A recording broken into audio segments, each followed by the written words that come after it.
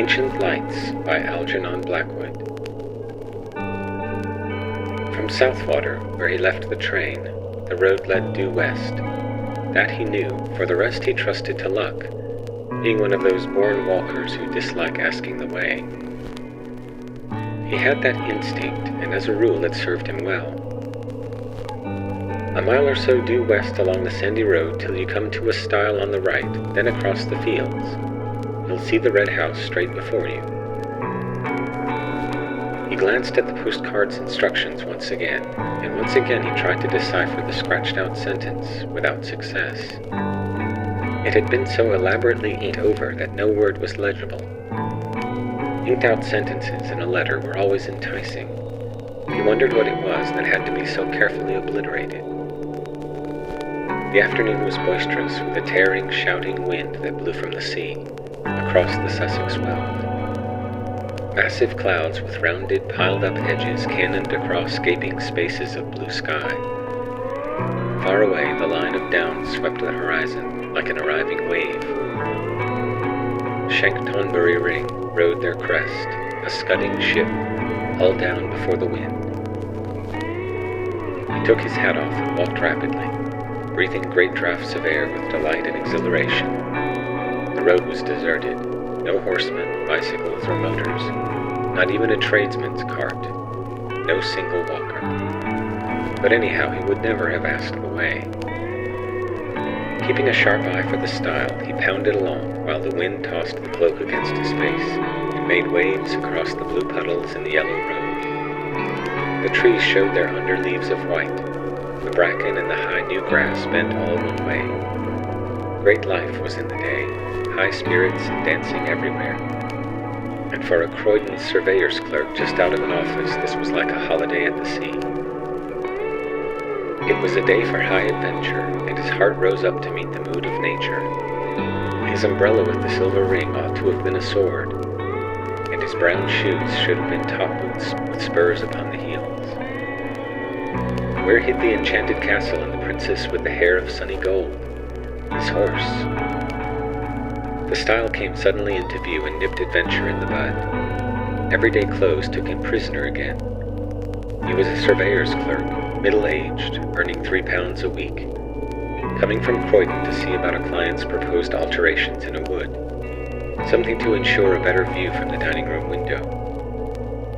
Across the fields, perhaps a mile away, he saw the red house gleaming in the sunshine, and resting on the stile a moment to get his breath, he noticed a copse of oak and hornbeam on the right. Aha, he told himself. So that must be the wood he wants to cut down to improve the view. I'll have a look at it. There were boards up, of course, but there was an inviting little path as well. I'm not a trespasser, he said. It's part of my business, this is. He scrambled awkwardly over the gate and entered the copse. A little round would bring him to the field again. But the moment he passed among the trees, the wind ceased shouting, and a stillness dropped upon the world. So dense was the growth that the sunshine only came through in isolated patches. The air was close. He mopped his forehead and put his green felt hat on, but a low branch knocked it off again at once, and as he stooped, an elastic twig swung back and stung his face. There were flowers along both edges of the little path. Blades opened on either side. Ferns curved about in damper corners, and the smell of earth and foliage was rich and sweet. It was cooler here. What an enchanting little wood, he thought, turning down a small green glade where the sunshine flickered like silver wings.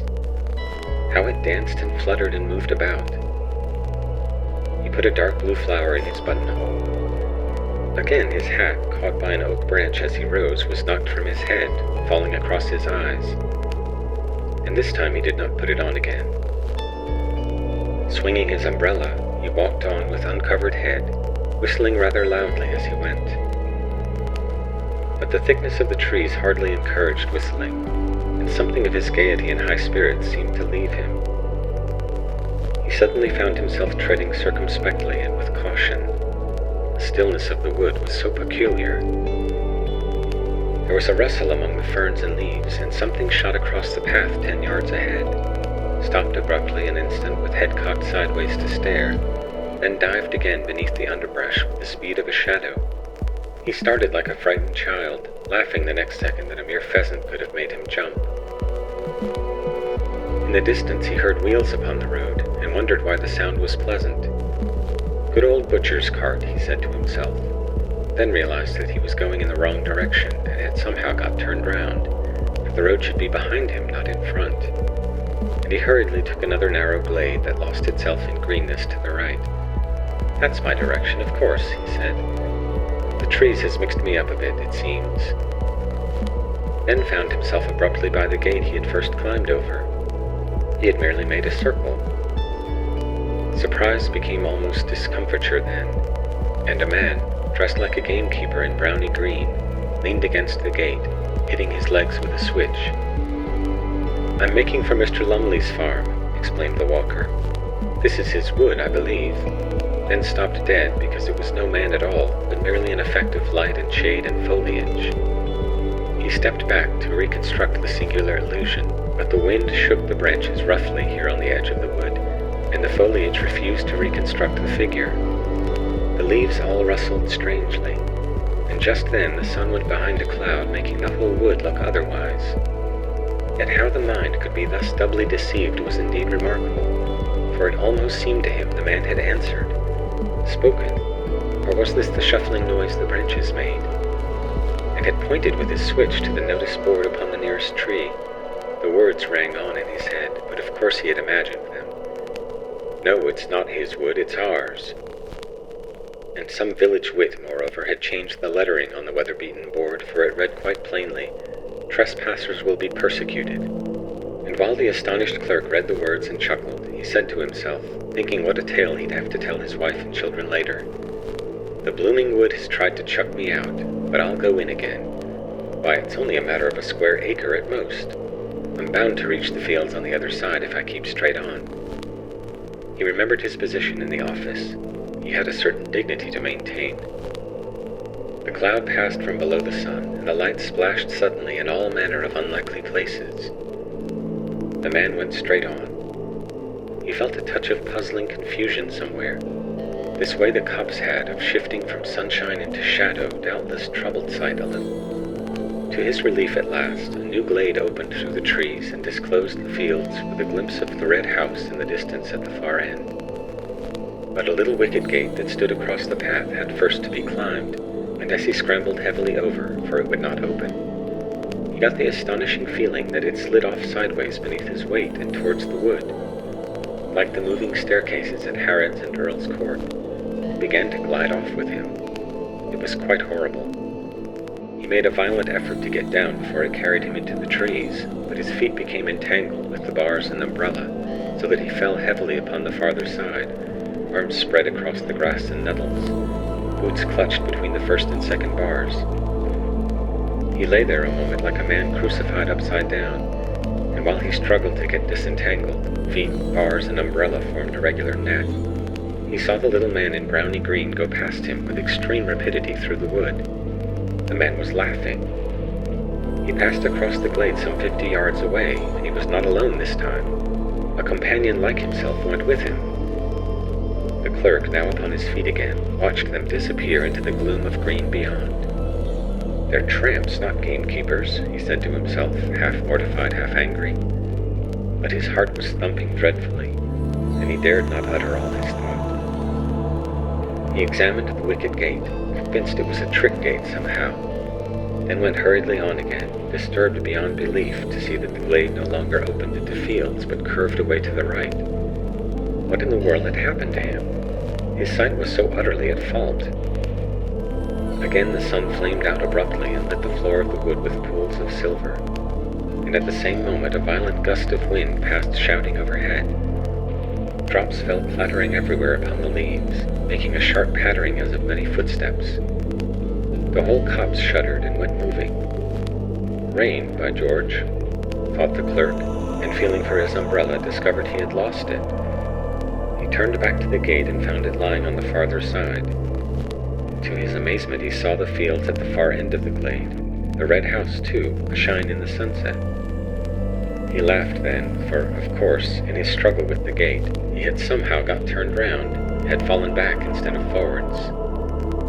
Climbing over, this time quite easily, he retraced his steps. The silver band he saw had been torn from the umbrella. No doubt his foot, a nail or something, had caught in it and ripped it off. The clerk began to run. He felt extraordinarily dismayed. But while he ran, the entire wood ran with him, round him, to and fro, trees shifting like living things, leaves folding and unfolding, trunks darting backwards and forwards, and branches disclosing enormous empty spaces, then closing up again before he could look into them. There were footsteps everywhere, and laughing, crying voices, and crowds of figures gathering just behind his back, till the glade, he knew, was thick with moving life.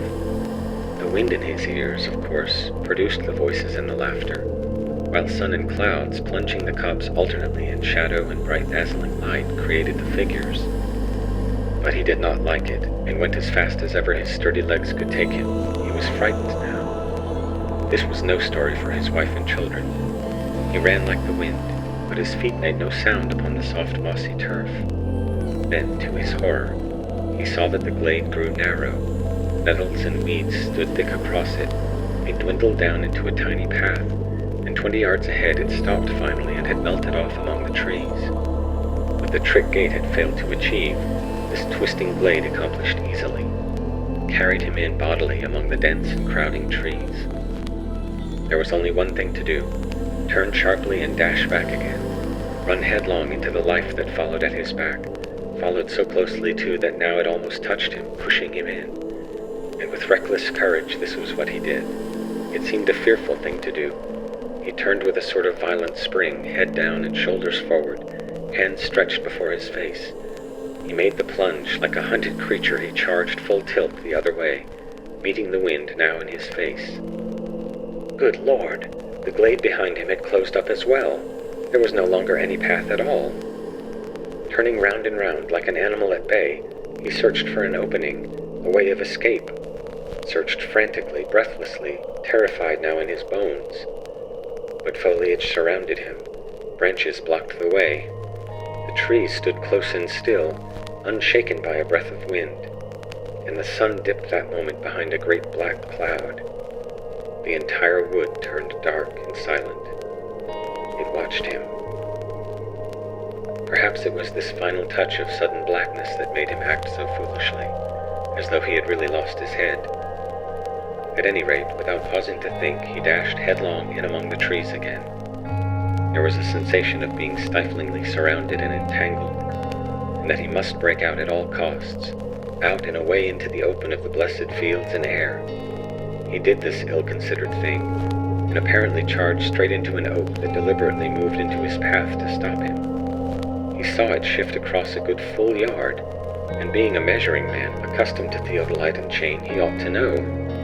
He fell, saw stars, and felt 1,000 tiny fingers tugging and pulling at his hands and neck and ankles. The stinging nettles, no doubt, were responsible for this. He thought of it later. At the moment it felt diabolically calculated. But another remarkable illusion was not so easily explained. For all in a moment it seemed the entire wood went sliding past him with a thick, deep rustling of leaves and laughter, myriad footsteps, and tiny little active, energetic shapes. 2 men in browny green gave him a mighty hoist, and he opened his eyes to find himself lying in the meadow beside the stile where first his incredible adventure had begun. The wood stood in its usual place and stared down upon him in the sunlight. There was the red house in the distance as before. Above him grinned the weather-beaten notice board: "Trespassers will be prosecuted." Disheveled in mind and body, and a good deal shaken in his official soul, the clerk walked slowly across the fields. But on the way he glanced once more at the postcard of instructions, and saw with dull amazement that the inked-out sentence was quite legible after all beneath the scratches made across it. "There is a shortcut through the wood I want to cut down, if you care to take it." Only "care" was so badly written, it looked more like another word. The C was uncommonly like D. "That's the copse that spoils my view of the downs, you see," his client explained to him later, pointing across the fields and referring to the ordnance map beside him. "I want it cut down and a path made so-and-so." His finger indicated direction on the map. "The fairy wood it's still called, and it's far older than this house. Come now, if you're ready, Mr. Thomas, we might go out and have a look at it. End of Ancient Lights by Algernon Blackwood. Read by Dennis Smith.